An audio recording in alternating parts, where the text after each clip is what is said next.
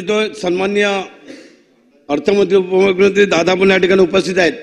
माझ्या भांडूप विभागामध्ये Kukreja कॉम्प्लेक्समध्ये Savitribai Phule Sushma Swaraj maternity hospital आहे।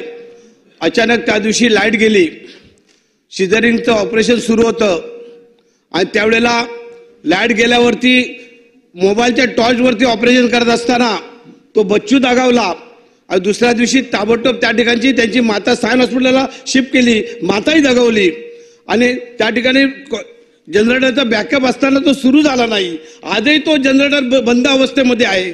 भांडूपमध्ये मेटर्निटी हॉस्पिटल 2 आहेत, एक सावित्रीबाई फुले आहे, एक सुषमा स्वराज आहे। सावित्रीबाई फुले हे मेटर्निटी हॉस्पिटल आज बंद अवस्थेमध्ये आहे, त्याला सी कॅटेगरीमध्ये डिक्लेअर केलेलं आहे आणि सुषमा स्वराजला आता कोणत्याही प्रकारचं सिझरिंग ऑपरेशन होत नाही आहे, त्यामुळे फार त्रास होतोय। मी विनंती करतो की जनरेटर हे ताबडतोब बॅकअप मिळाला पाहिजे। तो जनरेटर आज टेंडर सिस्टीम मध्ये त्याला रिपेअरिंगला त्याला दिलेला आहे, आता 1 महिना होत आलेला आहे, पण तरी पण त्या बाबतीत काही त्या ठिकाणी उपाययोजना करण्यात आलेली नाही। अत्यंत गैरसोय त्या ठिकाणी होते आहे आणि अध्यक्ष महोदय आपल्याला सांगू इच्छितोय, जे काय या ठिकाणी जे कुटुंब आहे त्याच्या कुटुंबाला शासनातर्फे अनेक वेळेला अशा प्रकारचे जर अपघात झाले काय झालं तर त्याला मदत दिली जाते। त्या कुटुंबाला 25 लाखाची मदत देखील त्या ठिकाणी देण्यात यावी, अशा प्रकारची या ठिकाणी या पॉइंट ऑफ इन्फॉर्मेशनच्या माध्यमातून आपल्याला विनंती करतो।